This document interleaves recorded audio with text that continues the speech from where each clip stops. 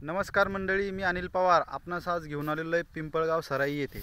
तर येथील शेतकरी सर्वप्रथम आपण त्यांचा परिचय करून घेऊ। दादा, तुमचं नाव सांगा। मी अमोल श्रीराम तरमळे, राहणार पिंपळगाव सराई।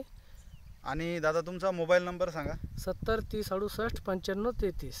तर या ठिकाणी आपण मंडळी वेस्टेजची गोबीसाठी एक फवारणी दिली होती, त्याचा रिझल्ट बघण्यासाठी या ठिकाणी आलेलो आहे। तर दादा, तुम्हाला या झाडामध्ये खाली बसा, या झाडामध्ये काय ग्रोथ वाटत आहे?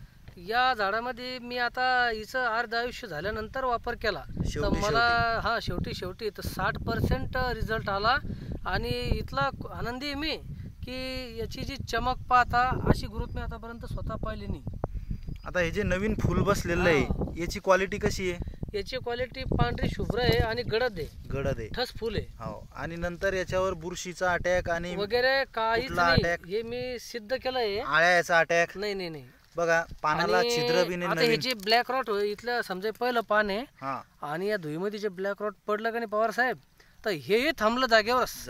हे पा जागेवरच थांबले, बरोबर।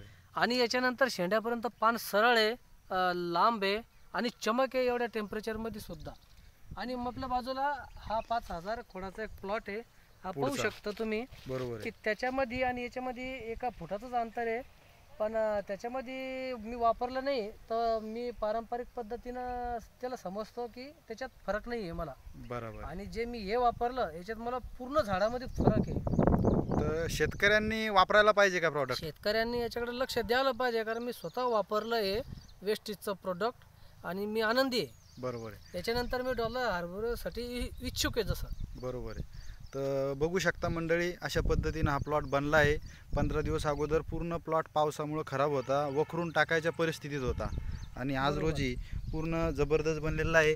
आणि नवीन जे फुलं आहे ते पांढरं शुभ्र बनत आहे, आणि फुलाला सुद्धा वजन आहे, छोटं आहे पण फुलाला वजन आहे। तर म्हणायला हरकत नाही, वेस्टेजचे जबरदस्त रिझल्ट। बरोबर, धन्यवाद।